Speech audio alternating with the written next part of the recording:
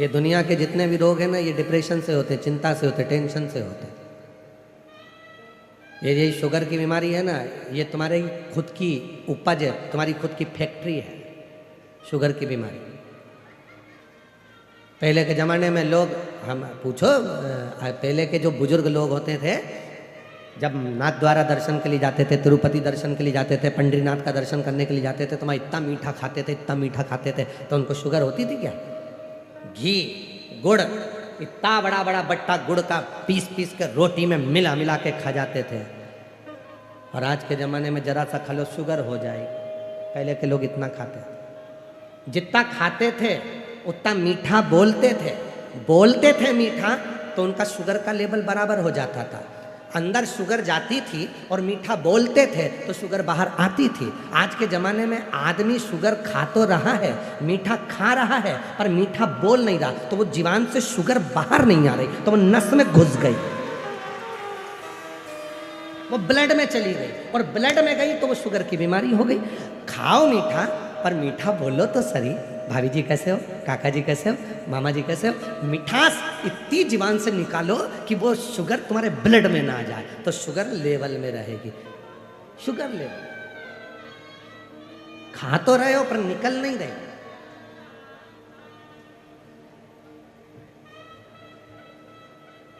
निकल नहीं।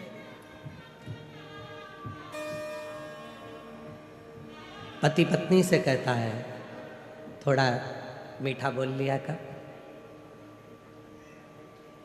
पत्नी पति से कहती है दिन भर दुकान से आते हो, ऑफिस से आते हो, काम से आते हो, इतना चिड़चिड़ घर में करते हो, थोड़ा मीठा बोल लिया करो।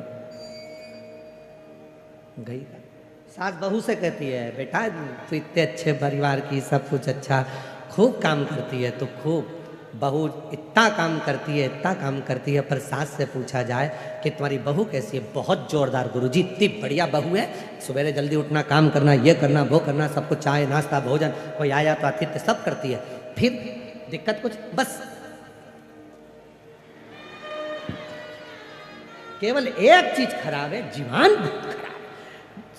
पूरा महीना अच्छा बोलेगी, एक हफ्ता अच्छा करेगी, पर वो जीवान से न जाने क्या बोल जाती है, उसे सूझ नहीं देता। मुझे तो लगता कोई बाबा माबा लग गया इसको, इसकी जीवान ठीक नहीं। बस सब काम अच्छा है, उठेगी, बच्चों को पढ़ाएगी, खिलाएगी, सब कुछ करेगी, कपड़े भी धो देगी, तुम्हारे लिए भोजन मिला देगी, चाय भी बना देगी, सब कुछ कर लेगी, सब करेगी, पर वो जीवान।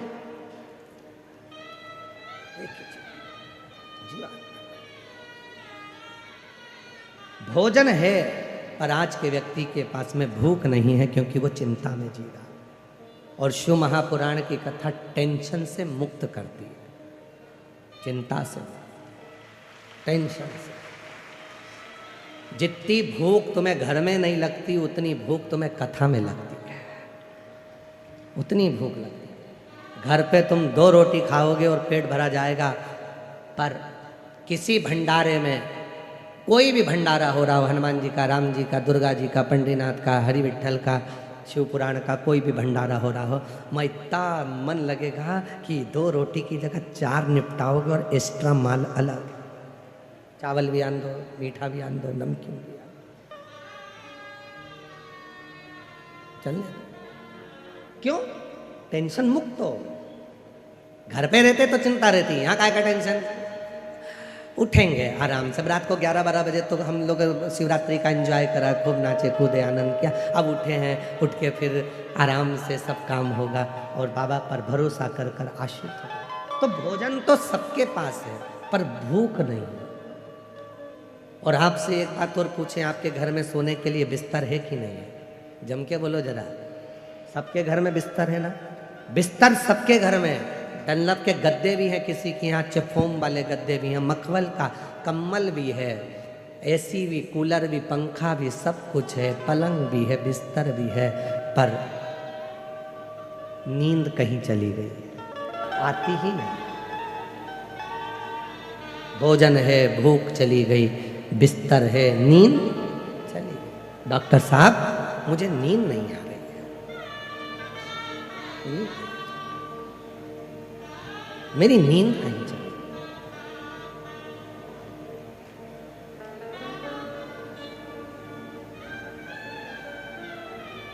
महाराज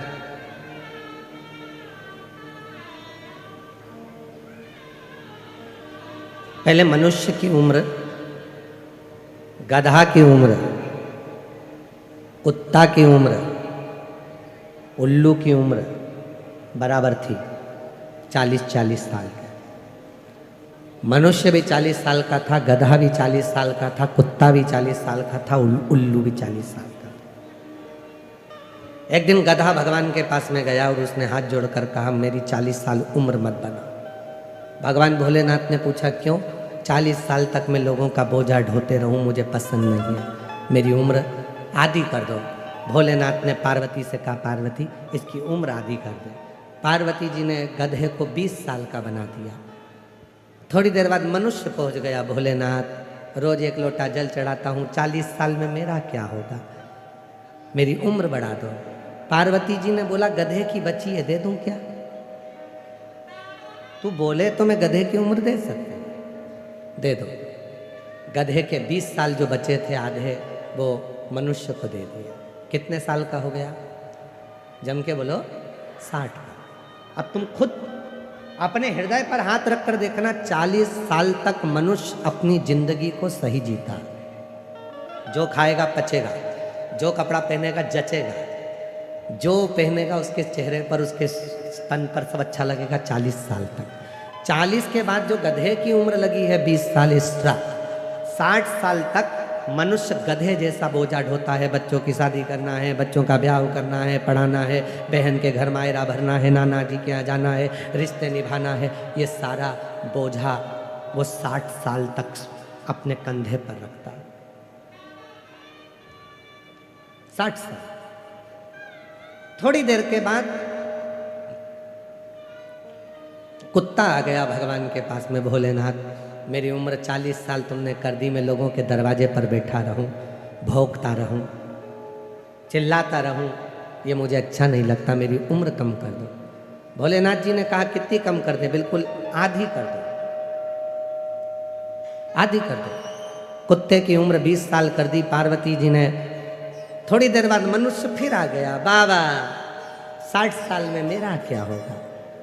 पार्वती जी बोली, कुत्ता की बची है, चलेगी, ले जा। 20 कुत्ते की जोड़ दो, कितने का हो गया? जम के बोलो, 80। कुत्ता कहाँ रहता है? दरवाजे पर। कुत्ते को भोजन कहाँ दिया जाता है? दरवाजे पर। रखा कहाँ जाता है? बाहर।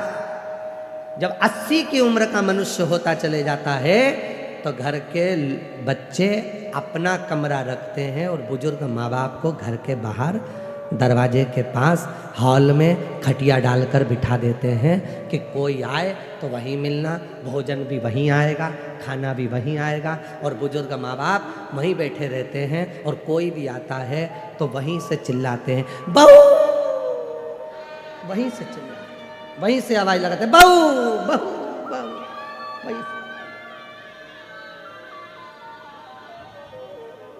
80 साल की उम्र में मनुष्य दरवाजे पर पहुंच जाता। बची उल्लू की उम्र तो उल्लू आया, बाबा मेरी उम्र आधी कर दो। भगवान ने कहा, आधी उम्र? हाँ आधी, हाँ। भगवान ने 20 साल की उल्लू की उम्र कर दी। क्यों आधी? कि मैं रात रात भर जगता रहता हूँ, मैं पेड़ पर टंगा रहता हूँ, मेरी उम्र आधी कर दो। ठीक है, तू आज से 20 साल। मनुष्य आ गया, 80 में मेरा क्या होगा? बाबा भोलेनाथ जी ने कहा, मन और मसान कभी नहीं भराता। बिसिल आ रही है, उसको कम करिए। मन और मसान कभी नहीं भराता। 80 में मेरा क्या होगा? पार्वती जी ने कहा, उल्लू की बची है, चलेगी? चलेगी। कितने का हो गया? 100 का। जब 100 की उम्र के लगभग में 80 पार करता है और 100 के करीब में आता है, 80 और 100 के बीच में जब आता है, 80 और 100 के बीच में जब पहुंचता है तो उल्लू की उम्र चालू हो जाती है। डॉक्टर के पास जाकर कहेगा, डॉक्टर साहब नींद नहीं आ रही है। डॉक्टर कितनी भी टेबलेट दे दे, उसको नहीं मालूम डॉक्टर को कि उल्लू की लग गई। कितनी भी गोली खा ले, नींद नहीं आ सकती। 2-3 घंटा सोएगा, रात को 1:30-2 बजे उठ के बैठ जाएगा, फिर नींद चली जाएगी, फिर थोड़ी सी आएगी, फिर जाएगी, फिर आएगी। बिस्तर है पर नींद नहीं, भोजन है पर भूख नहीं। भूख और महाराज आज लोगों के पास धन तो है पर धर्म नहीं है। और मैं श्रीमान रसिक लाल जी, माणिक चंद जी धारीवाल जी के इस पूरे परिवार को, श्री प्रकाश जी धारीवाल जी को, श्रीमती दीना भाभी जी को, उनके बेटे चिरंजीवी आदित्य जी को, उनकी बेटी साक्षी को, उनकी बहनों को, दामादों को, सबको साधुवाद देता हूँ कि आपके यहाँ धन भी है और धर्म भी है। आपके यहाँ धन भी है और धर्म भी है। उस धन का प्रयोग कैसे करना है? भूखे को भोजन कराकर कितने खुश होना है, कितने खुश, प्यासे को पानी पिलाकर कितनी प्रसन्नता हासिल कर ले, किसी का इलाज कराकर रोगी से उस रोग से मुक्त कर कर उसके कितना आनंद ले ले। भूख है, भोजन है पर भूख नहीं है, बिस्तर है पर नींद नहीं है। और आज लोगों के पास धन है पर धर्म नहीं है। पर जिसको देखना है एक बार श्री रसिक लाल जी, माणिक चंद जी धारीवाल परिवार में आकर देखो कि धन भी है तो धर्म भी है, दोनों। धन के साथ में धर्म भी इनके भीतर, संस्कार भी इनके भीतर।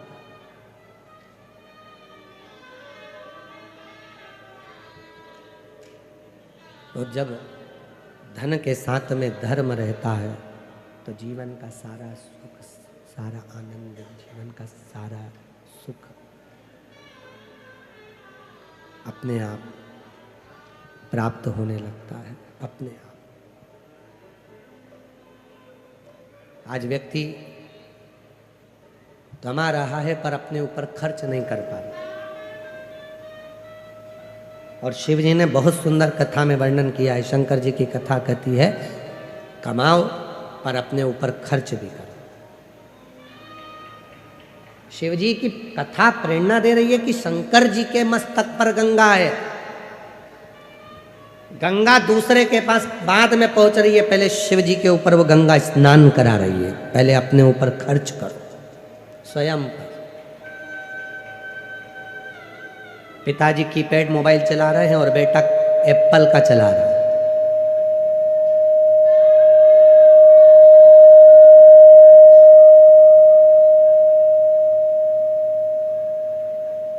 एक तो ये साउंड वालों की ऐसी आदत है, भगवान शुरू में एक बार सेट हो गया था, फिर धीरे से उंगली करके फिर बढ़ा दो, फिर ऐसा कर दो, फिर वैसा कर दो। एक बार जब सेट हो गया था, कथा अच्छी चल रही थी, तो उसमें हरकत करने की जरूरत क्या है तुमको?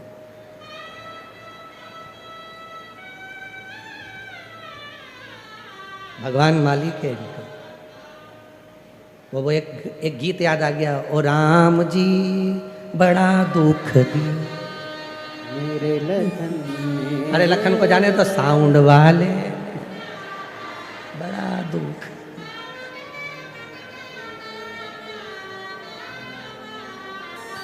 और क्या बोले? बहुत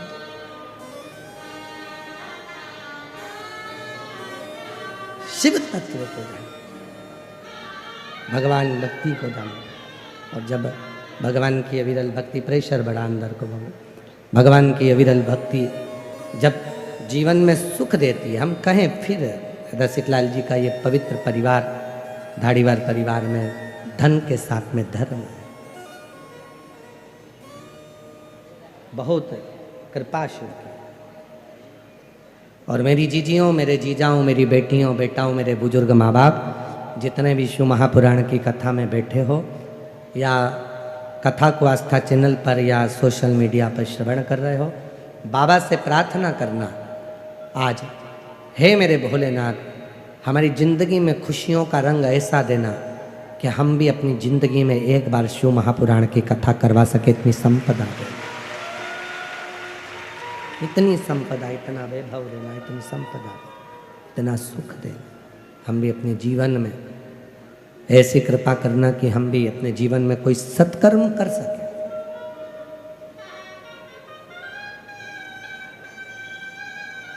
सुख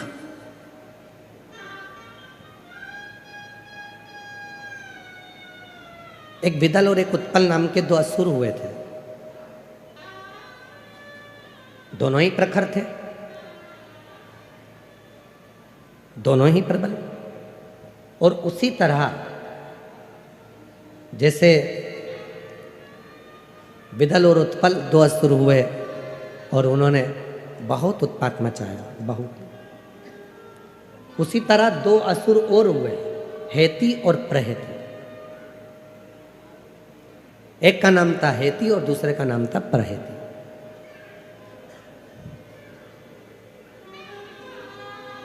यदि स्कंद पुराण को आप पढ़ते हैं गीता प्रेस गोरखपुर की, तो उसमें गीता प्रेस गोरखपुर की स्कंद पुराण में वर्णन आता है भगवान शंकर के आवाज पड़ेगी। स्कंद पुराण में वर्णन आता है कि भगवान शिव के पुत्रों में हेती और प्रहेती की भी कथा आती है। ये दोनों असुर हैं, हेती और प्रहेती दोनों असुर हैं, दोनों। जैसे आज होलिका का दहन होता है, होलिका जला रहे हैं, होलिका का दहन कर रहे हैं, कौन है? हिरण्यकशिपु, हिरण्याक्ष की बहन।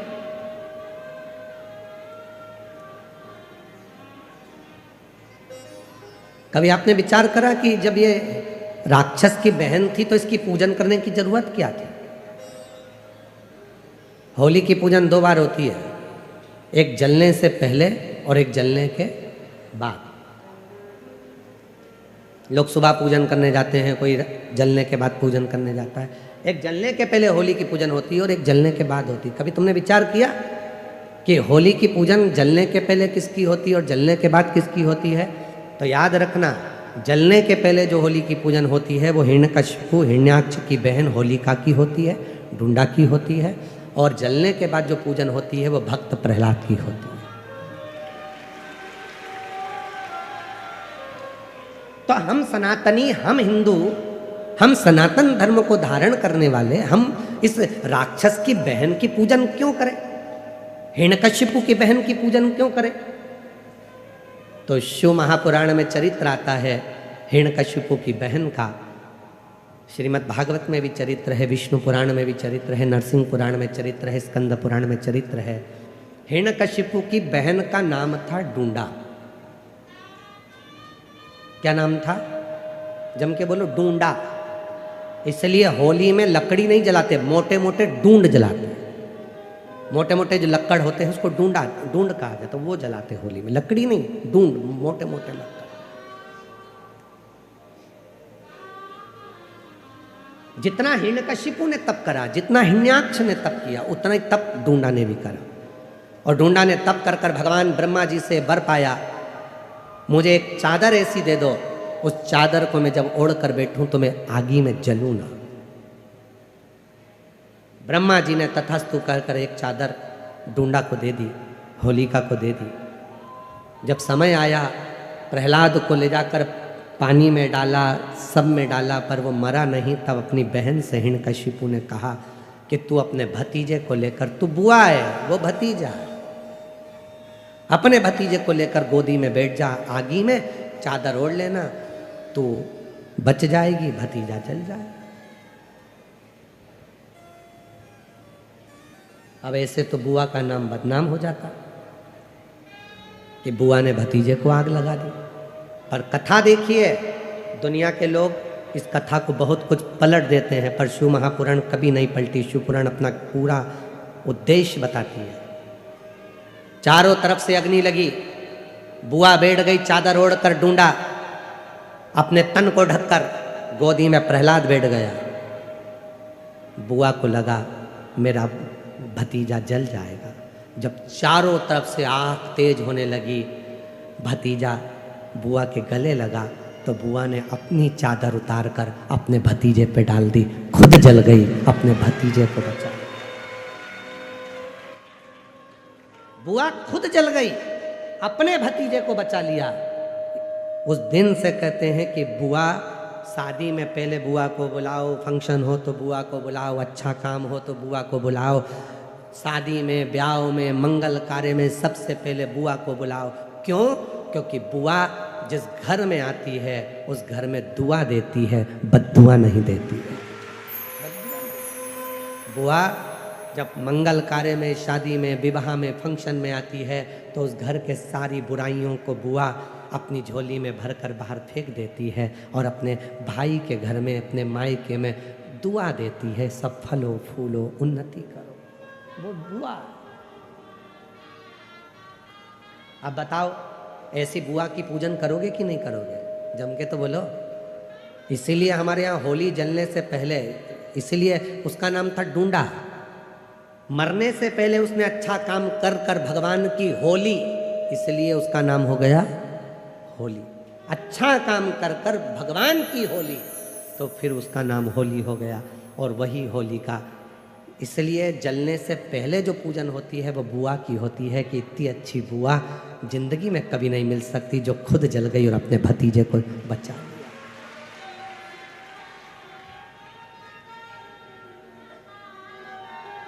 और होली जलने के बाद जो पूजन होती है वो प्रहलाद की होती है कि ये बच गया उसकी कृपा से।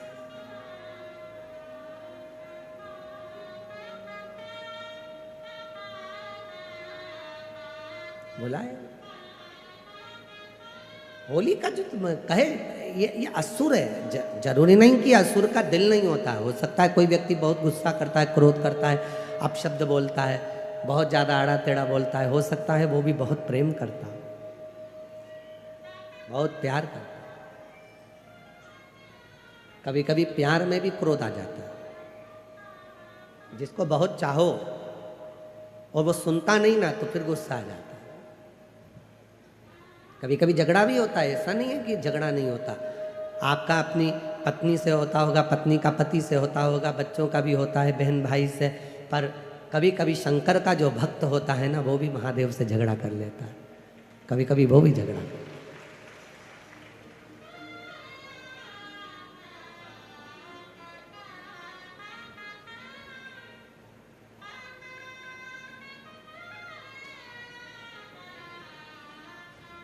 गोरा जी को साथ राखे नंदी द्वारे थाड़ा जी।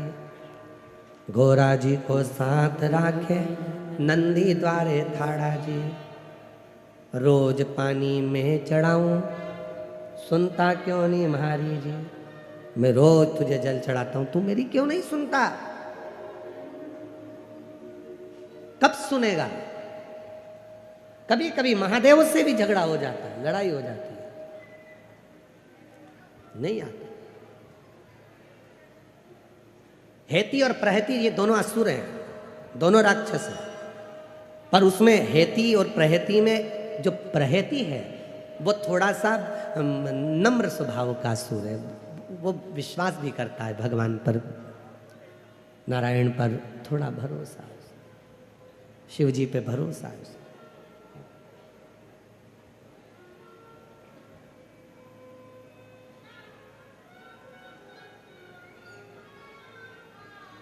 कोई कोई अपनी भक्ति को दिखा देता है, कोई कोई नहीं दिखाता है। एक पति पत्नी थे, बहुत अच्छे सेठ थे, बहुत पैसा था, खूब भोजन कराते थे।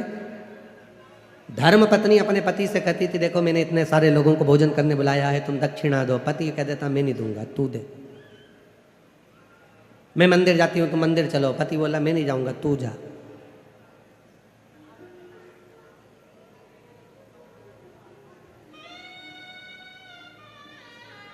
पत्नी कहती है पति से, कभी कभी भगवान का नाम ले लिया करो, राम कह लिया करो। पति कहने लगा, मैं नहीं कहता, तू कह। पति नहीं सुना।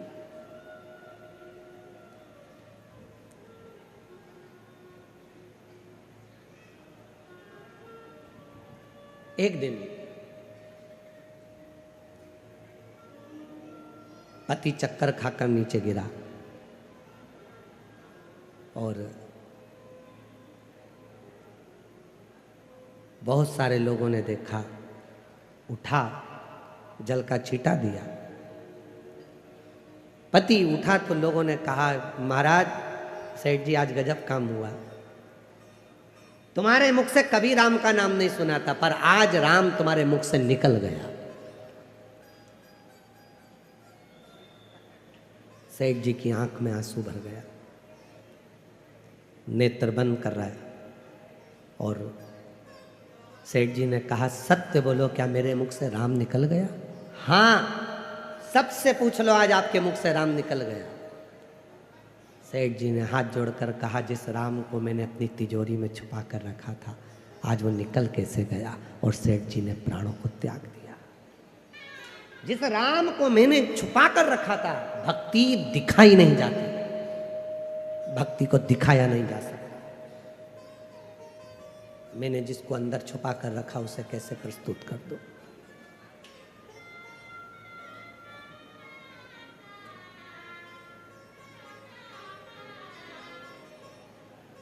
जिसको मैंने अपने भीतर छुपा कर रखा उसे प्रस्तुत हो। तो तुम कह रहे हो कि राम निकल गया, तो फिर राम निकल गया तो शरीर का मतलब ही क्या? राम भीतर हो। शिव महापुराण की कथा कहती है, मानव के जीवन में जब तक मनुष्य की श्वास चल रही है तो समझ लेना उसकी श्वास में शिव है। शिव है तो शरीर है, शिव गया तो शव बन गया, फिर वो शव बन जाता है, वो शरीर नहीं रहता।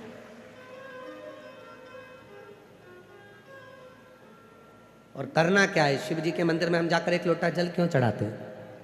आपको जल की महत्वता मालूम है? क्यों सीहोर वाला बाबा कहता रहता है कि एक लोटा जल सारी समस्या का हल? क्यों कहता है कि मंदिर जाओ मंदिर जाओ मंदिर जाओ, एक लोटा जल चढ़ाओ? क्यों? क्या पड़ी उनको? शिव महापुराण की कथा कहती है, जब श्वास रूपी शिव शरीर में रमण करता है तब तक शरीर है। शिव श्वास बंद हो जाती है तो शरीर शव बन जाता है। इस श्वास रूपी शिव को मंदिर में जो शिवलिंग होता है वो पूरी सृष्टि का भाग होता है।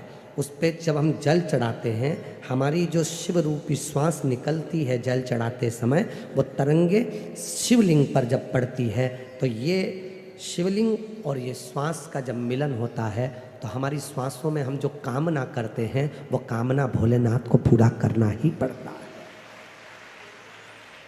अगर वो पूरा ना करता, यदि वो कृपा की ना होती जो आदत तुम्हारी, तो सुनी ही रहती अदालत तुम्हारी। गरीबों के दिल में जो तुम जगा ना पाते तो किस दिल में होती इबादत तुम्हारी। अगर वो कृपा नहीं करता तो तुम भी इतनी लाखों की संख्या में, सुबेरे 8 बजे की कथा है, 4 बजे नहाए हो गए, 5 बजे घर से चले हो गए, तब जाकर कथा में 8 बजे बैठे हो गए और कथा सुन रहे। कोई कथा में तुम इतनी जल्दी नहा धो के नहीं जाते, तुम्हारे को टाइम नहीं मिलता। इतनी जल्दी कथा कौन जाएगा कौन जाएगा? कई लोगों के तो सोचा होगा सिरूर वालों ने, इतनी सुबह से कौन आएगा कथा में? 8 बजे महाराज जी ने कथा रख दी, सुबह 8 बजे से कथा, कौन आएगा कौन आएगा कौन आएगा? आकर देखिए लाखों की संख्या में पंडाल भरे पड़े हैं और लोग बाहर बैठे हैं।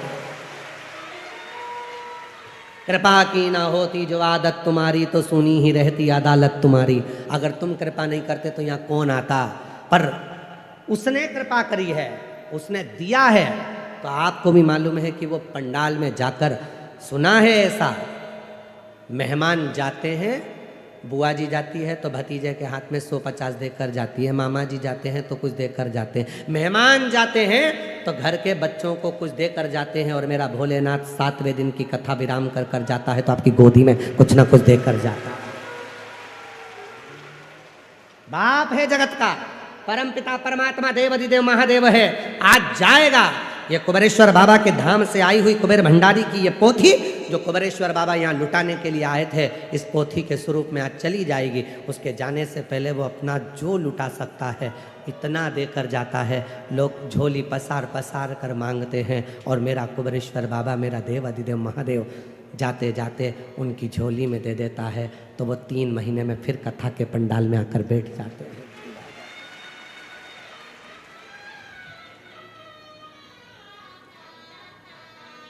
और रिश्ता तेरा मेरा सबसे प्यारा, रिश्ता तेरा मेरा सबसे प्यारा, तू मेरा बाबा मैं हूँ तेरा लाला, मैं हूँ तेरा लाला, तू मेरा बाबा मैं हूँ तेरा लाला, मैं हूँ तेरा लाला। जाते जाते वो भी बहुत कुछ देकर जाएगा, खाली नहीं भेजेगा।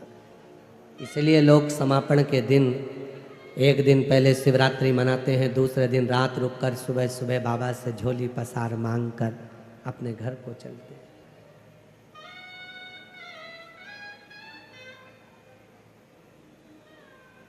और जो दिल से मांगोगे वो दिल से दे देगा, जो दिल से मांगोगे वो दिल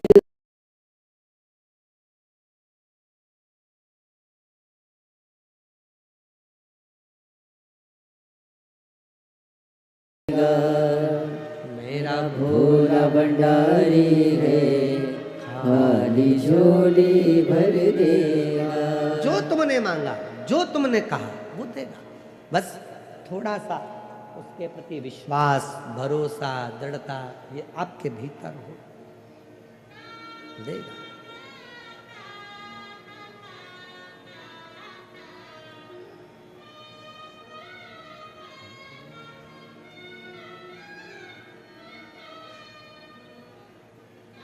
दिल से कहो, मेरा क्यों नहीं सुनता रे ओ कुबेर के भंडारी, मेरी क्यों नहीं सुनता रे ओ कुबेर के भंडारी, झोली क्यों नहीं भरता रे ओ कुबेर के भंडारी, झोली क्यों नहीं भरता रे ओ कुबेर के भंडारी।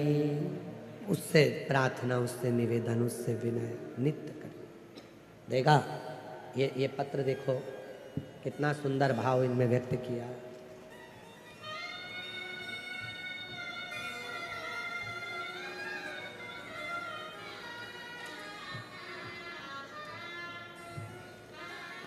मेरा नाम श्री सचिन विठल घोरपड़े, मेरी पत्नी का नाम सोनिशा सचिन घोरपड़े। हम साई नगर कोंठवा पूना से आए हैं। शादी को 13 साल हो गए थे, सारे डॉक्टरों से इलाज करवाया, कहीं बैठे हों तो बच्चे को लेकर आ सकते। शादी के 13 साल हो गए थे, सारे डॉक्टरों को दिखाया, इलाज करवाया, संतान का सुख नहीं हुआ। फिर मेरी बहन खाती घड़गे मुंबई, उन्होंने कहा टीवी पर सियोर वाले महाराज जी की कथा आती है और आप सुना करो। फिर मेरी माँ पापा ने कथा सुनना प्रारंभ किया। आपकी कथा पूना में 2023 में साल में थी, वहीं पर मैंने पहली बार कथा पंडाल में सुनी। वहाँ की मिट्टी को गर्व से लगाया, सफ़ेद आंकड़े की जड़ का प्रयोग किया और बाबा की कृपा ऐसी हुई, मेरा गर्भ ठहरा। 18 फरवरी 2025 को मेरे घर में 13 साल के बाद पुत्र रत्न की प्राप्ति हुई।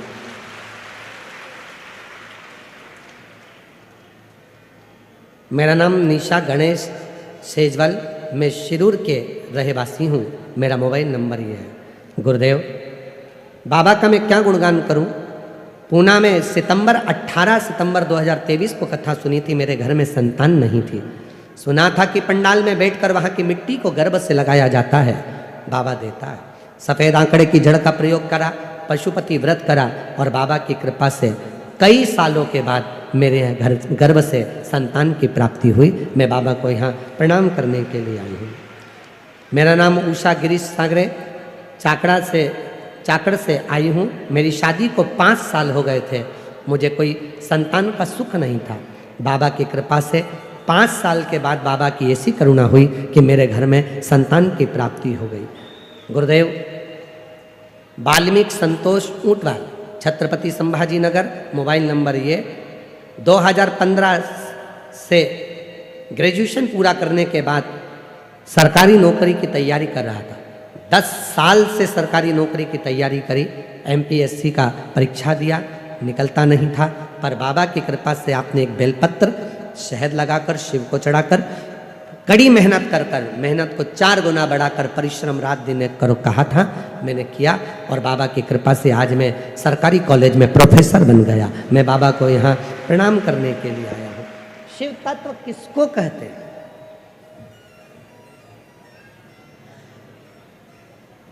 आप दिल से उससे कहते हो, वो दिल से सुनता है। आप उसको भाव से कहेंगे, वो भाव से सुनता। और खाली न जाता कोई दर से तुम्हारे, खाली न जाता कोई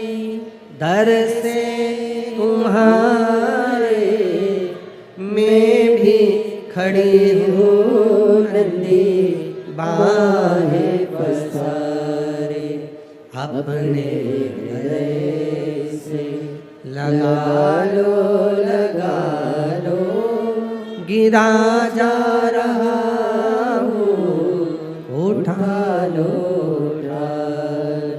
भोले अपने दर से अब तो न टालो, गिरी जा रही हो, उठा लो उससे प्रार्थना, वो खाली नहीं भेजेगा।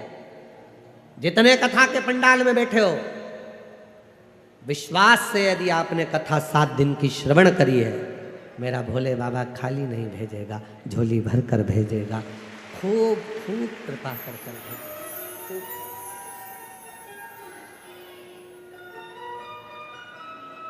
खूब करुणा कर। हेती और प्रहेती दो हैं, एक हेती एक प्रहेती, दोनों असुर है, राक्षस है। पर प्रहेती का जो भाव है, प्रहेती का जो भाव है वो शिव के प्रति बहुत है। वो विश्वास करता है, भरोसा करता है। और हमने पहले भी कथा में कहा और आज फिर कहते हैं, तुम्हारा विश्वास हो तो शिव महापुराण की कथा में जाकर बैठना, वरना टाइम पास करने के लिए मत, अपने घर, अपने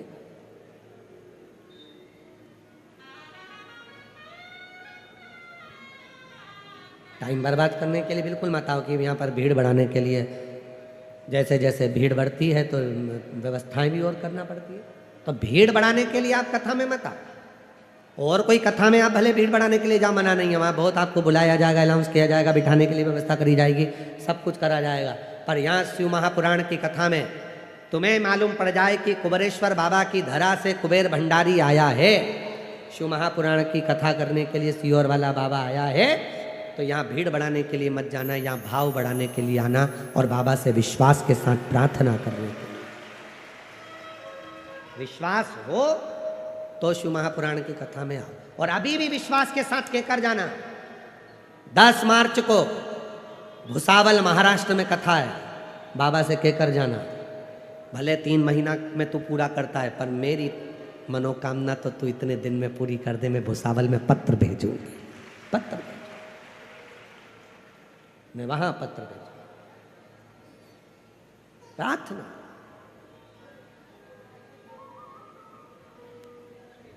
ओ डमरू वाले रे दूर करो दुख मेरा, ओ काशी वाले रे दूर करो दुख मेरा, दूर करो दुख मेरा, दूर करो दुख मेरा, ओ सीहोर वाले रे दूर करो दुख मेरा, ओ काशी वाले रे दूर करो दुख मेरा।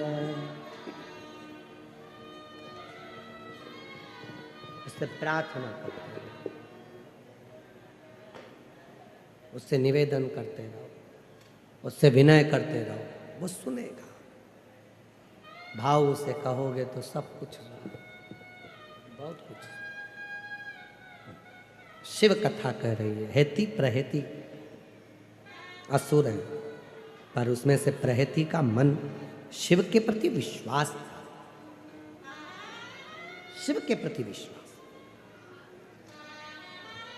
देवाधिदेव महादेव के प्रति भरोसा।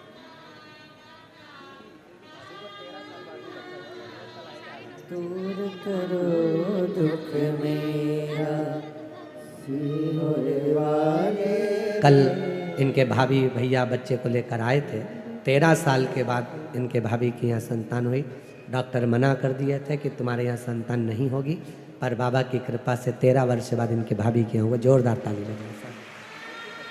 दूर करो दुख मेरा कुबेर भंडारी रे, दूर करो दुख मेरा। शिव वाले दूर करो दुख मेरा।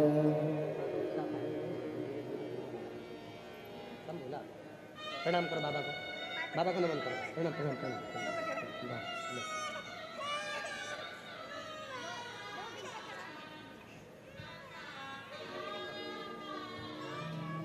शिव कृपा। छोटा बच्चा है जो आया था गोदी में, ब्लड कैंसर है और दवा के साथ में बाबा की भक्ति भी चल रही है, तो इतना चल रहा है। ये शिव की कृपा है, शंकर की।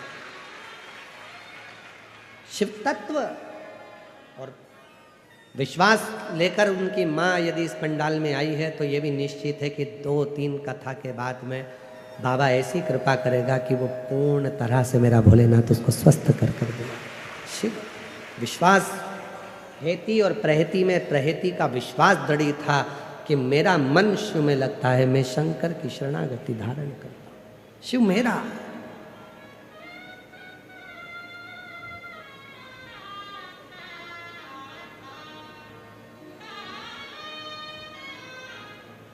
शिव के प्रति जिसका विश्वास दृढ़ हो गया, ब्रह्मा जी का विश्वास दृढ़ नहीं हुआ था तो सिर कट गया था और बड़ का पेड़ बन गया था। भगवान नारायण जी का विश्वास शिव जी के प्रति दृढ़ था तो उनकी पूजन आज भी संसार सागर में, जो आप सत्यनारायण भगवान की पूजन करते हो, वो सत्यनारायण भगवान की पूजन कब चालू हुई? जब भगवान नारायण ने शिव जी पर पूरा सत्यमय विश्वास किया। पर एक छाती ठोक कर दिल से केवल एक भरोसा आप कर सकते हो और वो है देवाधिदेव महादेव पर भरोसा। वो कभी टूटता ही नहीं।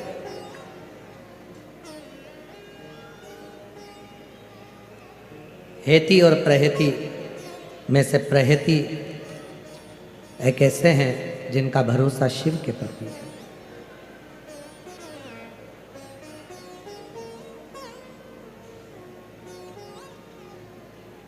जैसे संध्या काल में लगाया गया दीप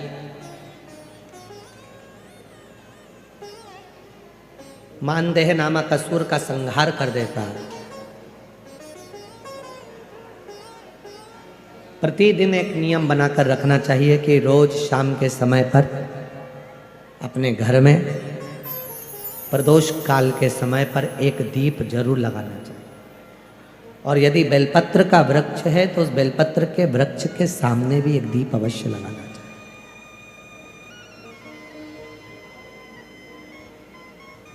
6 महीने में, 3 महीने में, 2 महीने में, 1 महीने में ऐसा नियम बनाया करो कि मुझे बेलपत्र की पूजन करना।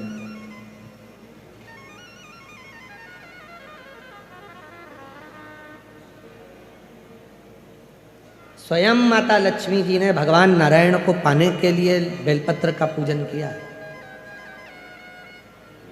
जब इंद्र की पूरी सत्ता चली गई थी, सारा की सारा धन इंद्र का चले गया था, असुरों ने उस इंद्र के सिंहासन पर अपना कब्जा जमा लिया था, तब इंद्राणी ने, स्वयं सची माना, इंद्राणी ने शिव जी की साधना करी, बेलपत्र के वृक्ष के, बेलपत्र की पूजन करें।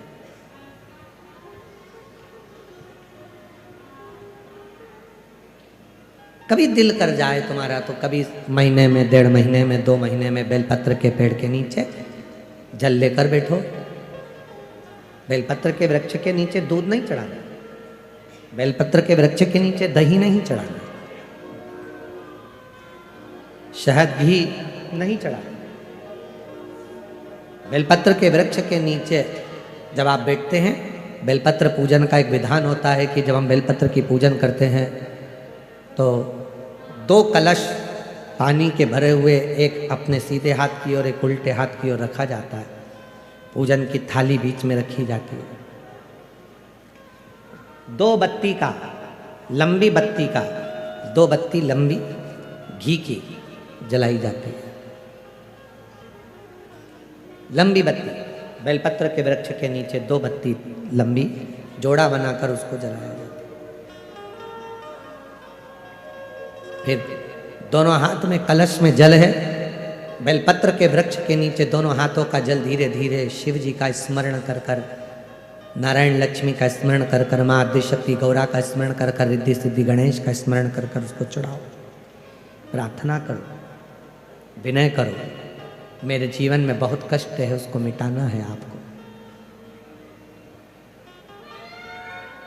शिव आपसे प्रसन्न होते हैं, वैसे मेरी जिंदगी भी प्रसन्न करना है आपको। जल चढ़ाकर दोनों पात्रों का थोड़ा थोड़ा जल कलश में बचा लेना है, पूरा पात्र खाली नहीं करना है, दोनों को वापस रखना है। और थोड़ी सी हल्दी पीसी हुई शिव जी के उस बेलपत्र पर लगाएं, थोड़ा कुंकुम वो भी बेलपत्र पर लगाएं। 7 दाने अक्षत के, केवल 7 दाने अक्षत के बेलपत्र को छुआकर अपनी थाली में रख लें। घर पर जब जाएं तो वो 7 दाने अक्षत के और बेलपत्र के वृक्ष में जो चढ़ा हुआ थोड़ा सा जल बचा कर लाए हो, वो घर में छींट कर 7 दाने पूरे घर में डालना प्रारंभ करें। महीने में, 2 महीने में, 3 महीने में एक बार करिए। जीवन में किसी के आगे हाथ फैलाने की जरूरत नहीं पड़ेगी। इतनी संपदा बाबा की, इतनी संपदा। बेलपत्र की महत्वता को लोग जानते नहीं है। एक प्रदोष की महत्वता, एक बेलपत्र की महत्वता। अभी हमने पहले भी कहा, एक कथा प्रदोष काल की रह गई है। एक बार हम दिल्ली बाच रहे थे पर वो पूरी नहीं हो पाई क्योंकि पानी आ गया था। हम प्रयास कर रहे हैं उस कथा को कुबेरेश्वर धाम पर, क्योंकि उसमें प्रदोष काल की कथा में टेंट नहीं लगता। वो प्रदोष काल की जो कथा होगी सीहोर कुबेरेश्वर धाम में, उसमें टेंट नहीं लगेगा, उसको खुले मैदान में बाँचना पड़ता। आप और हम सब खुले मैदान में बैठकर प्रदोष काल में उस कथा को सुनेंगे और उसमें प्रदोष की महत्वता को जानेंगे।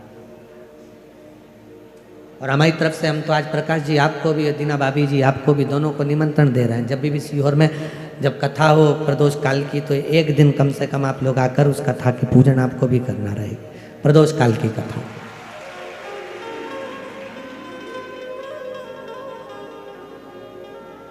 अभी तो नहीं है, पर जब भी तारीख निश्चित होगी, 1-2 साल में, जब बाबा कृपा करेगा तब उसको रखेंगे।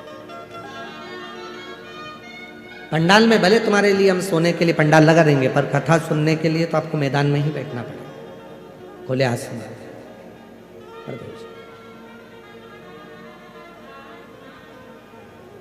शिव तत्व को जान, बेलपत्र की महत्वता को जिसने जान लिया, आज लोग बेलपत्र को जान रहे हैं कि बेलपत्र खाने से शुगर, बीपी, थायराइड जैसी बीमारियां भी ठीक हो जाती हैं। उस बेलपत्र की महत्वता को जान। और फिर निवेदन है, आपके शरीर में कष्ट है तो बेलपत्र का सेवन करो। रोज रोज बेलपत्र वैसे ही नहीं खाना। कई बार बेलपत्र खाने से मुंह में छार छारपन आ जाता है, कई बार मुख का स्वाद भी कम हो जाता है बेलपत्र खाने से। तो निवेदन है, रोज रोज ना खाइए, जब जरूरत है। और जरूरी नहीं कि आप 3 पत्ती यहाँ से जो बेलपत्र दी जाती है, 7 दिन तक जो रोज एक बेलपत्र दी जाती है, वो तो खाने के लिए दी जाती है। पर समापन के दिन की बेलपत्र तो खाने की नहीं रहती, उसको तो ले जाकर लोग लाल कपड़े में बांध अपने घर में रख देते हैं तिजोरी में। आखिरी दिन की बेलपत्र तो वैसे भी तिजोरी का भंडार के लिए होती है। तो जो बेलपत्र होती है, जरूरी नहीं कि तुम पूरी बेलपत्र खाओगे तो दवाई असर करेगी। बेलपत्र का अग्रण्य भाग का थोड़ा सा पत्र भी यदि हम पा लेते हैं, उसको ग्रहण करते हैं, तो वो भी उतना असर करता है। और रोज खाने की जरूरत नहीं है। रोज अगर शिव मंदिर जा रहे हो, शिवालय जा रहे हो, शंकर जी के मंदिर जा रहे हो, देवालय जा रहे हो, तो बेलपत्र लाओ, वहां से मना नहीं है। उसको इकट्ठा करो, एकाग्रित कर सुखा लो। सुखाकर रोज शिव जी की चढ़ी हुई बेलपत्र को सुखाकर फिर उसका चूरा बना लो। जब तुम्हें लगे कि शुगर गड़बड़ हो रही है, बीपी गड़बड़ हो रहा है, थायराइड गड़बड़ हो रहा है, तो एक चुटकी उसमें से लेके निगल लो, पानी पी लो। बाबा की कृपा से आधा घंटा, 1 घंटे में वो sugar, BP, thyroid sub level में आना प्रारंभ हो गया। उस बेलपत्र की महत्वता को जिसने जाना, कभी कुबेरेश्वर धाम जाओ तो कुबेरेश्वर बाबा के धाम पर जो 200-300 साल पुराना, जो 300 साल के ऊपर पुराना बट वृक्ष है, जहाँ बाबा बैठे हैं, बटकेश्वर महादेव, उसका दर्शन करो। उस पेड़ की छाँव में बैठकर बाबा का मंत्र जाप करो। अभी हमने थोड़ा सा उसको बंद कर दिया था, क्योंकि वहाँ बाबा के जोड़ा घूम रहा था तो वो शरीर पर चढ़ जाता था, इसलिए अब स्थान पर वहाँ जाना थोड़ा बंद कर दिया था, पर पुनः वापिस उसको खोल दिया। बेलपत्र की वाटिका है छोटी सी, उस बेलपत्र की वाटिका के पास में बैठकर भगवान शिव का नाम उच्चारण करो, नाम स्मरण करो, शिव भक्ति करो जहां तक हो सके, शंकर की अविरल भक्ति को धारण करो।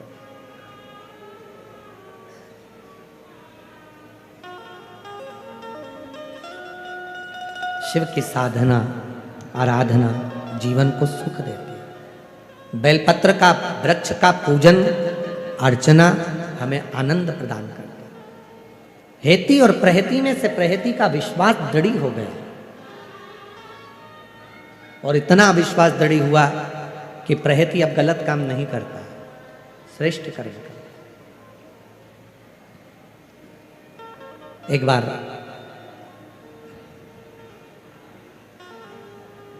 एक मुनि शिव की साधना में वन में लगे हुए थे और ये हेती प्रहेती उनको मारने के लिए पहुंच गए। जब हम कोई अच्छा कार्य करते हैं, श्रेष्ठ कर्म की ओर हम आगे बढ़ते हैं, तो कहीं ना कहीं थोड़ी ना थोड़ी तकलीफें जीवन में आती जरूर है। और जो पूर्व में हम कर आए हैं उसका भोग भी तो हमको ही भोगना है, कोई दूसरा थोड़ी ना भोगेगा। हिम्मत बुरे कर्म कर बंदे वरना पछताएगा, भगवान की आंखों से तू बच नहीं पाएगा, तू बच नहीं पाएगा। अरे ओ अज्ञानी मत कर नादानी, तेरे कर्म का फल भी तू ही पाएगा, जैसा किया तूने तेरे आगे आएगा। मत बुरे कर्म कर बंदे वरना पछताएगा, भगवान की आंखों से तू बच नहीं पाएगा, तू बच नहीं पाएगा। अपने कर्म का भोग अपने को खुद भोगना है, कोई दूसरा नहीं भोग सकता, कोई दूसरा नहीं भोगेगा। इसीलिए कहते हैं कि घर के प्रत्येक सदस्य को मंदिर जाने की आदत लगाओ, एक लोटा जल चढ़ाने की आदत लगाओ। कौन का भाग्य क्या है, कौन का कर्म क्या है, किसको मालूम। गुरु की करनी गुरु भरेगा और चेला की करनी चेला उड़ जाएगा हंस आके। तुम जैसा कर्म करोगे वैसा तुम्हें भोगना, कोई दूसरा तो नहीं भोगने वाला। आम का पौधा लगाओ और सोचो कि इसमें बमूल लगे या ना लगे, आम आम ही लगेगा, बमूल बमूल ही लगेगा। तब हेती प्रहेती पहुंचे और वो एक मुनि बैठे थे, तपस्या कर रहे थे, साधना में डूबे हुए थे, बड़ा शांत थे, बड़ा वन पूरा शांत, एकदम शांत।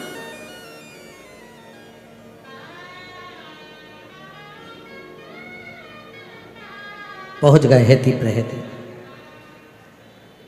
पूछा। हेती प्रहेती ने पहले उनको भय दिखाया, हम तुम्हें खा जाएंगे।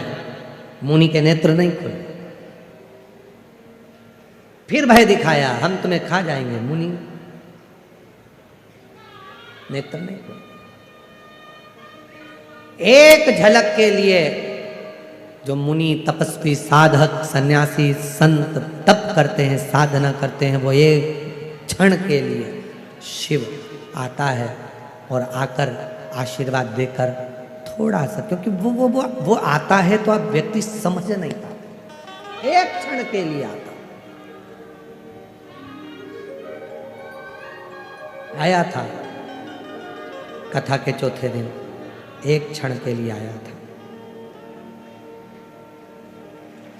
एक क्षण। और वो आता है तो सब कुछ हिला देता है।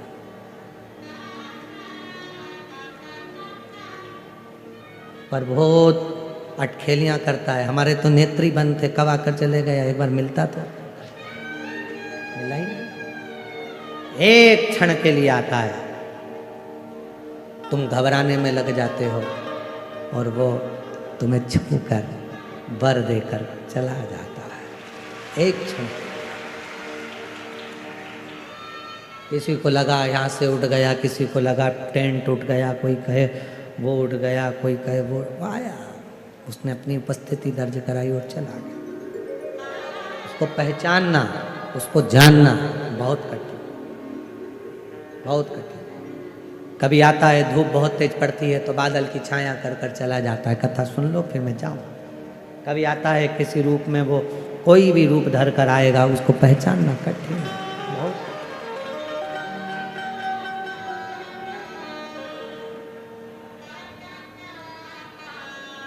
उसको जानना कठिन है। हेती प्रहती ने कहा, मुनिवर तुम आंख बंद करे हो, हम तुम्हें भय दिखा रहे हैं, डरा रहे हैं, तुम डर ही नहीं रहे हो। तो मुनि ने फिर नेत्र खोलकर कहा, जिसके सिर ऊपर तेरा हाथ प्रभु, तो दुख किस बात का। जब शिव सिर पर हो तो फिर दुख क्या, कष्ट क्या। और कोई दूसरे का भजन नहीं कर रहे हो, जिसने काल की गणना करी, जिसने काल बनाया उसी को महाकाल कहा गया। घड़ी का निर्माण, काल गणना का निर्माण, काल का निर्माण सबसे पहले मेरे शिव ने करा था। काल गणना का निर्णय मेरे शंकर भगवान ने करा। उसके बाद फिर रिसर्च करा, फिर देखा, फिर लोगों ने अपने अपने विज्ञानता के भाव में फिर उसको करा। पर प्रथम काल गणना शिव के हाथ। इसीलिए आप लोगों से कहते हैं घड़ी खराब हो जाए, कपड़े वाले की दुकान पर लेकर मत जाओ। कपड़ा वाला कहेगा मैं क्या करूंगा इस घड़ी का, कैसा बिगड़ गई है, सही नहीं चल रही है, देखो ना। कपड़े वाला कहेगा मेरे पास थोड़ी ना इसकी सुधराई होगी। फिर लेकर किराने वाले के पास में घड़ी मत लेकर जाओ, किराने वाला इस घड़ी को सही नहीं करेगा। वो कहेगा मैं क्या करूंगा इसका, मेरे पास थोड़ी ना हो जा रहे हैं। फिर इसको लेकर तुम्हें सोने की दुकान पर, सुनार की दुकान पर मत जाओ, सोने वाला भी घड़ी को सही नहीं करेगा। घड़ी को सही करना है तो घड़ी वाले की दुकान पर जाना पड़ेगा। घड़ी वाला कह देगा मैडम सर घड़ी को रख दो, 7 दिन लगेंगे, 7 दिन बाद आकर घड़ी को लेकर चले जाना, मैं घड़ी चालू कर दूंगा, ये पक्का है। वो घड़ी वाले के पास ले जाकर घड़ी को दिया, 7 दिन उसने सुधारने में लगाया और 7 दिन में घड़ी सुधार कर दे दी। उसी तरह तुम्हारा अगर समय बेकार चल रहा है, अच्छा नहीं चल रहा, तो 7 दिन शिव महापुराण की कथा में इस घड़ी वाले के पास आ जाओ, वो घड़ी सुधार देगा। तो 7 घड़ी सुधार, फिर तो घड़ी अच्छी चलेगी तो सब अच्छा दिखेगा। 1 बजे कल राम, 2 बजे दुराल राम, 3 बजे त्रिलोकीनाथ जपा करो प्यारे, 4 बजे चतुर नारायण, 5 बजे परमेश्वर, 6 बजे छबीले राम जपा करो प्यारे, 7 बजे सत्यनारायण, 8 बजे अंठेश्वर, 9 बजे नागेश्वर राम जपा करो प्यारे, 10 बजे दशरथ नंदन, 11 बजे गिरधारी और 12 बजे बद्री नारायण जपा करो प्यारे। ये घड़ी जब सुधरती है तो हर पल हर घंटे में वो परमात्मा याद आने लगता है और समय अच्छा चलना प्रारंभ हो जाता है, अच्छा चलेगा। पर ये इंद्रियां है ना, ये जाने नहीं देती। इंद्री सबसे बुरी। नेत्र कहते हैं कहाँ देख रहा है, चल इधर देख, नेत्र भटक जाता। श्रवण को, ये सब बीमारियां हैं, ये सब बीमारी। इन नैनों को रोग लगा है रोज सिनेमा देखन का, और इन नैनों से दर्शन कर लो सारे रोग मिट जाए। और इन कानों को रोग लगा है रोज चुगलिया, कानों से शिव पुराण को सुन लो। और इस जिह्वा को रोग लगा है तेरी मेरी करने का, इस जिह्वा से श्री शिवाय नमस्तुभ्यम जप लो सारे रोग मिटे। ये सब रोग की दवा है शंकर की कथा। हेती प्रहती ने पूछा तुम्हें भय नहीं? अरे मेरे ऊपर जब उस शिव का हाथ है, स्वयं काल अधिपति महाकाल जिसने काल बनाया, गणना करी, वो स्वयं मेरे साथ है, तो मेरे को क्या सोचना? घड़ी उसी को दो जो सुधार सके। अब तुम घड़ी लेके हर कहीं जा रहे हो, हम वहाँ गए थे, हमारा काम नहीं हुआ, हम वहाँ गए थे, हमारा काम नहीं हुआ। घड़ी की दुकान पर ले जाओगे तो सुधरेगी ना, तुम 10 जगह पे लेके जाओगे तो कोई सुधर रही है क्या? अब तुम अभी तक हम वहाँ भी गए, 2 अगरबत्ती ले गए, थोड़ा सा नारियल ले गए, थोड़ा सा गेहूं का दाना ले गए, किसी ने कहा तेरे घर के किसी व्यक्ति ने कुछ कर दिया है, हम उसी में भटक के रह गए। अरे क्यों जाओ, घड़ी की दुकान पे जाओ, क्यों यहाँ भटको? किराने की दुकान चले गए, भैया तुम ठीक कर दो, बहुत तकलीफ है, बहुत कष्ट है, बाबा तुम सही कर दो, बाबा तुम कर दो, बाबा तुम कर दो। बाबा खुद का सही नहीं कर पा रहे, तुम्हारा क्या खाक करेगा? घड़ी की दुकान पे तो जा नहीं रहे, फालतू में घड़ी लेके सारी दुनिया में जा रहे। एक बार भरोसा कर कर, विश्वास कर कर शिव पे जल चढ़ाना प्रारंभ करो। पंडाल में बैठकर एक बार शिव पुराण की कथा सुनना प्रारंभ करो। 5 पंडाल जैसे ही शिव पुराण की कथा पूर्ण होगी, तुम्हारे मन की कामना शिव पूर्ण करना प्रारंभ कर। विश्वास, घड़ी है लगाया, कोई घड़ी 7 दिन में पूरी हो जाती, कोई घड़ी 3 दिन में हो जाती, कोई घड़ी 1 ही दिन में सही हो जाती। घड़ी तो घड़ी है। एक यहाँ माता जी बैठी हैं, उनका पत्र हमने परसों के दिन पढ़ा था, पत्र ढूंढने में टाइम लगेगा, अगर वो बैठी हो तो खड़ी हो सकती है। एक माता जी बैठी है जिसके लड़के की तबीयत बहुत ज़्यादा खराब हो गई थी, बहुत ज़्यादा खराब हो गई, और विचार करा करूं तो करूं क्या। कथा में बैठी थी, सूचना मिला बेटे की हालत बहुत ज़्यादा हो गई, क्या करूं? विनय करा, 3 दिन की कथा का प्रसंग है, बाबा से बाबा कुछ कर दे, कथा छूटे ना, मैं आई हूँ वो घर है, छूटे ना, शाम को वापस ले आऊँगी, उसको प्रणाम कराऊंगी, पर तू उसको ठीक कर। सुना फोन आया है, बहुत हालत खराब, छोटा बच्चा। उसने पत्र में लिखा, लोगों को 3 महीने में देता है, मुझे 3 घंटे में मेरे बेटे की खबर आ गई कि ठीक हो गया। कहीं बैठी हो, अगर बच्चा आया हो साथ में तो खड़ी हो सकती है। 3 घंटे में खबर आ गई कि मेरा बेटा ठीक है। तो घड़ी कोई की 1 दिन में, कभी कभी वो सेल डालना हो तो तुरंत डाल देता है। अभी रुको साहब, मैं सेल डाल के देख लेता हूँ, सही चल जाए तो ठीक है। उसने घड़ी निकाली, ने पीछे की ढक्कन खोला, ढक्कन खोल के उसमें सेल फिट कराने चल गई। मैडम घड़ी तो चल रही है, सर घड़ी तो चालू है, एकदम बढ़िया चल रही है, बीच बीच में रुक क्यों जाती है? तो घड़ी वाले ने कहा इसका कांटा अड़ रहा है, तो थोड़ा सा कांटा ऊंचा करना पड़ेगा, वो अटक रहा है। कभी कभी जिंदगी ऐसी होती है, अटक अटक के चलती है, थोड़ा ठीक थोड़ा गड़बड़, थोड़ा ठीक थोड़ा गड़बड़। तो उसमें क्या करना चाहिए? तो कि कांटे को थोड़ा ऊंचा कर दो, मतलब अपने विचारों को ऊंचा कर लो, थोड़ी अपनी सोच ऊंची कर लो, समर्पण का भाव लेकर जाओ। अपना कांटा जब ऊपर होगा, अहंकार को नीचे दबाओ और विश्वास को बढ़ाकर कांटे को ऊंचा कर लो। घड़ी एकदम cling cling cling cling cling cling cling cling चलता रहा, अटक गई घड़ी तो कांटा फंस रहा, मतलब तुम अहंकार में फंसे हुए हो, अभिमान में फंसे हुए, तुम और मेरे में फंसे हुए हो, चल नहीं रही। हेती प्रहती ने पूछा, शिव की महत्वता को मुनि से जाना। दोनों उपद्री थे, पर प्रहती ने उस मुनि के मुख से शिव की साधना को सुनकर साधना करना प्रारंभ कर। हेती भी उसकी सहायता करता था। घर में यदि कोई एक व्यक्ति भी शंकर की साधना आराधना जल चढ़ा रहा है, पूजन कर रहा है, दूसरा उसको थोड़ा भी सहयोग कर रहा है, तो पूरे घर का कल्याण निश्चित होता है।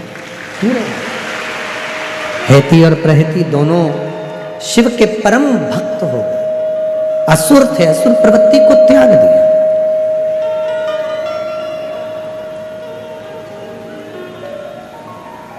33 कोटि देवताओं में अगर कोई असुर भी अगर किसी की बात मानते थे तो शिव की बात।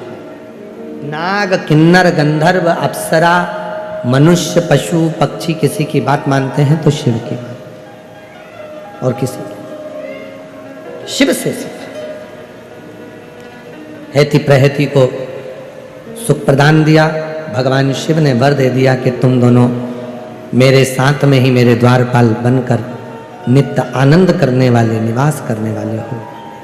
आगे वर्णन आया है सुंदर प्रसंगों में भगवान देवाधिदेव महादेव के 12 ज्योतिर्लिंग का स्मरण स्वयं तुमरुका जी चंचुला देवी को करा रहे हैं। प्रथम सोमनाथ जी का वर्णन किया। ससुर का श्राप लग गया था, काया खराब हो गई थी, तो चंद्रदेव ने शिव जी से प्रार्थना करी और काया का रोग समाप्त हो।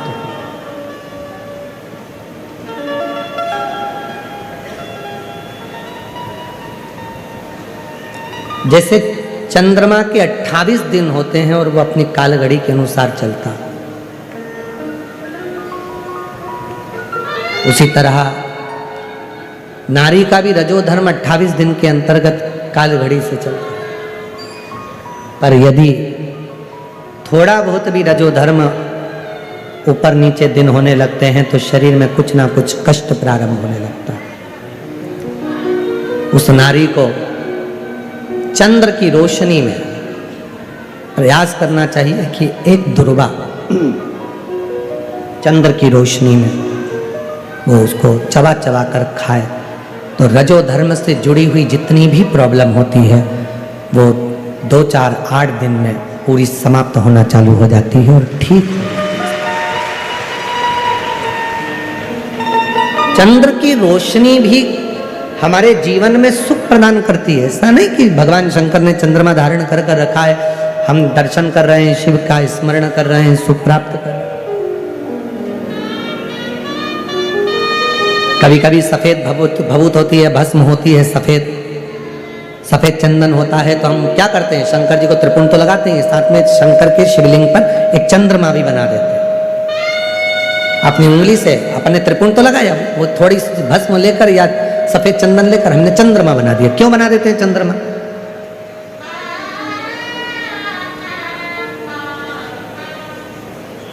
जिस बच्चे को निमोनिया हो जाता है, सर्दी बनी रहती है, जुकाम बना रहता है, निमोनिया की बीमारी हो जाती है, हांपड़ी चलने लगती है, सांस चलने लगती है, फेफड़े कमजोर हो बता दिया जाते हैं, तो उसके लिए सर्वश्रेष्ठ है माँ शिव के मंदिर में जाकर जब शिवलिंग पर चंद्रमा बनाती है और उसी चंदन को लेकर आकर अपने बच्चे के वक्ष स्थल पर त्रिपुंड लगा देती है। उस चंदन का बच्चे की जो हाँप भराती है, हापड़ी भराती है, जो उसको फेफड़े कमजोर बताए जाते हैं, धीरे धीरे धीरे धीरे उसमें प्रबलता आने लगती है। क्यों हम भगवान देवाधिदेव महादेव की शिवलिंग पर जल चढ़ाते हैं? जल चढ़ाने के बाद में अपने हाथ में भी अगर चंदन भी नहीं होता है तो हम पानी पर ही चंद्र बना देते हैं। त्रिपुंड तो लगाते हैं, पानी से ही चंद्र, हाथ ही फेर दिए, उसका फल प्राप्त। हम प्रयास करेंगे, जो भुसावल में कथा है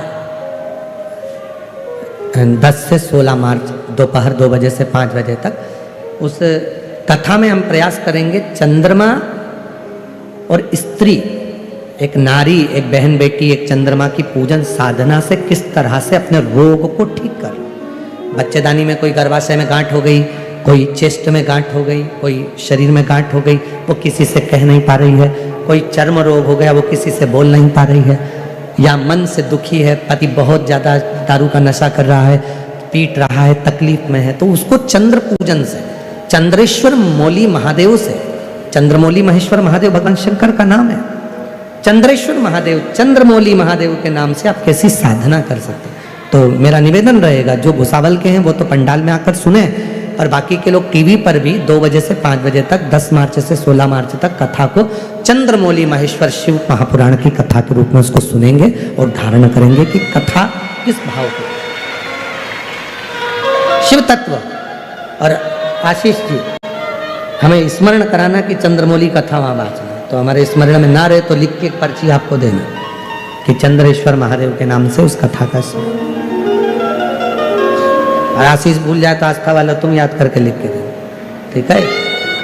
कि चंद्रमा और स्त्री के ऊपर जो कथा है, भगवान शंकर ने स्वयं माँ पार्वती को अमरनाथ की गुफा में जो कथा कही थी, उसमें से एक संवाद चंद्रमौलेश्वर महादेव कथा है। नारी के दुख कैसे समाप्त हो, स्त्री की तकलीफ कैसे समाप्त, उस पर वो कथा का संवाद है, शिव कथा का है। भगवान शंकर सोमनाथ जी के रूप में पूजाए। फिर आगे वर्णन आया भगवान शंकर के सुंदर स्वरूप का। षडानंद कार्तिकेय को मनाने के लिए गए, भगवान स्वयं मल्लिकार्जुन के रूप में पूजाए।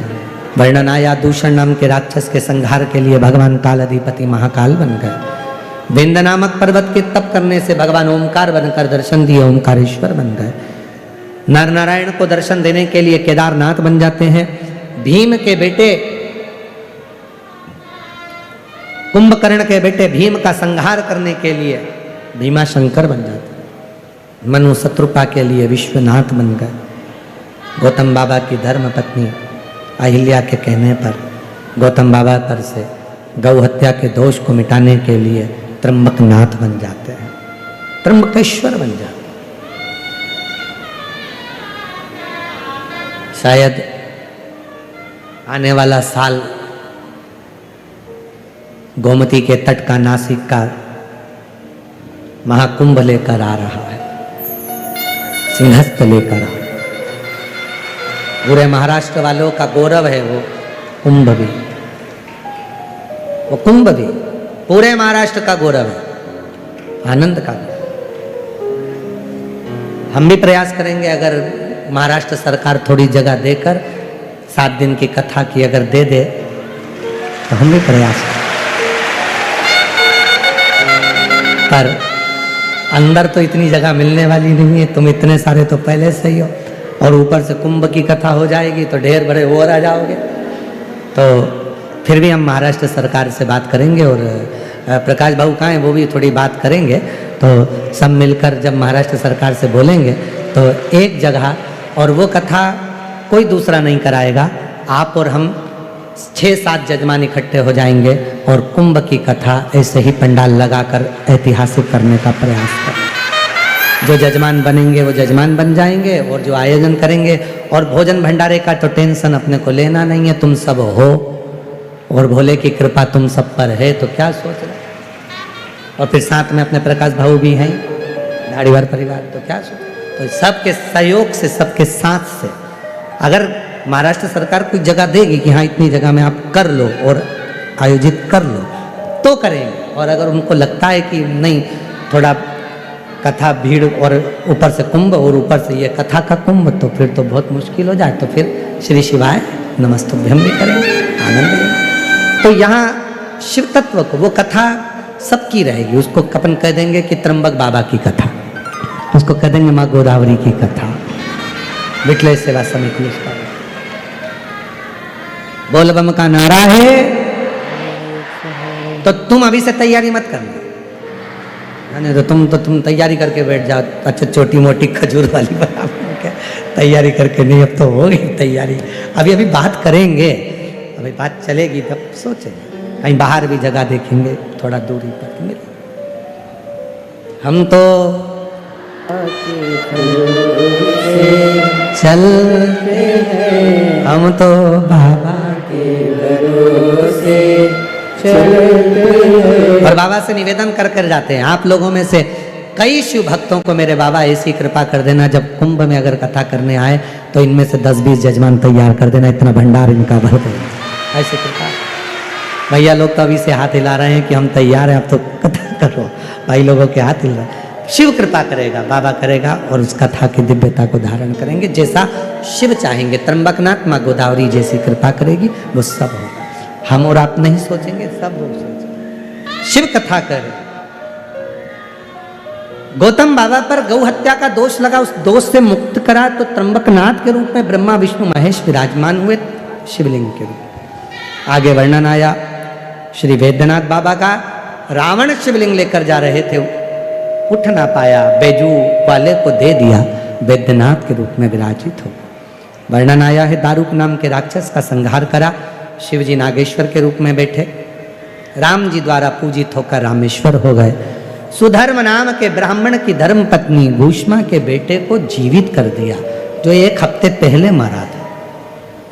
सोतन ने उसको कपड़े में बांध कर फेंक दिया था, वो तैरता हुआ बाहर आ गया, तो शिव जी का नाम कृष्णेश्वर महादेव पड़ गए। 12 ज्योतिर्लिंग का जैसे ही चरित्र बिंदुक सुनता है तो चंचुला देवी के सामने वो प्रेत योनि से मुक्त हो जाता। चंचूला ने हाथ जोड़कर कहा, बाबा कुछ करुणा मुझ पर करो। भोलेनाथ ने पूछा, क्या चाहिए चंचूला? चंचूला कहती है, मैं बेधव्य हूं, कुछ कृपा करिए। शिव जी ने कहा, पार्वती इसका खंड सौभाग्य दे। पति जिस लोक में गया है उस लोक में ये भी जाएगी। भगवान ने वर दे दिया।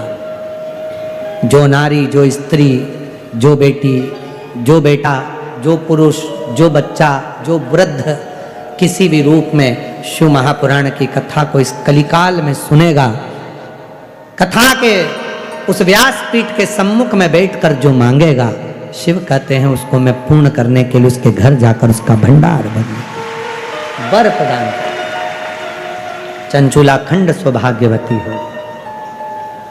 तुमरुका जी ने वर मांग लिया, बाबा कलिकाल बढ़ता जाएगा, कलयुग बढ़ेगा, उस कलयुग में कोई साधन, तो शिव जी ने कहा एक ही साधन है, शिव महापुराण की कथा।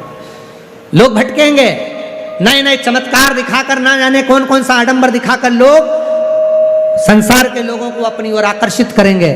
उस समय पर कली काल में यदि कोई दिल से शिव महापुराण की कथा को श्रवण कर लेगा और मेरी कथा पर पूर्ण विश्वास कर लेगा, उसको किसी आडंबर में जाने की जरूरत नहीं पड़ेगी। शिव कहते हैं खुद कृपा कर। मस्तक की बेलपत्र उतारी शिव जी ने, शिव पोथी को समर्पित करी। बाबा की ये पवित्र कथा सुंदर आनंद के साथ में बाबा की ये दिव्य कथा पूर्ण होती है। श्रीमान रसिक लाल जी माणिक चंद जी धारीवाल, स्वर्गीय श्रीमती कमलाबाई रसिक लाल जी धारीवाल की स्मृति में श्री प्रकाश जी रसिक लाल जी धारीवाल, श्रीमती दीना जी प्रकाश जी धारीवाल, चिरंजीवी आदित्य प्रकाश जी धारीवाल, धारीवाल परिवार, PR धारीवाल फाउंडेशन, माणिक चंद उद्योग समूह, शिरूर, घोड़ नदी, पुणे इस कथा के दिव्य आयोजन को कराए।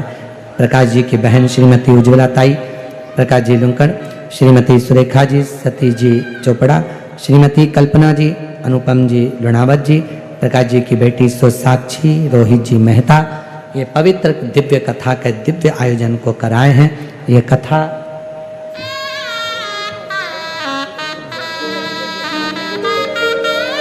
ये दिव्य कथा आज शिरूर की पवित्र भूमि पर भगवान श्री रामलिंगम के आशीर्वाद से पूर्ण हो रही है। होली की दिव्य दिव्य बधाइयाँ हम आपको दें।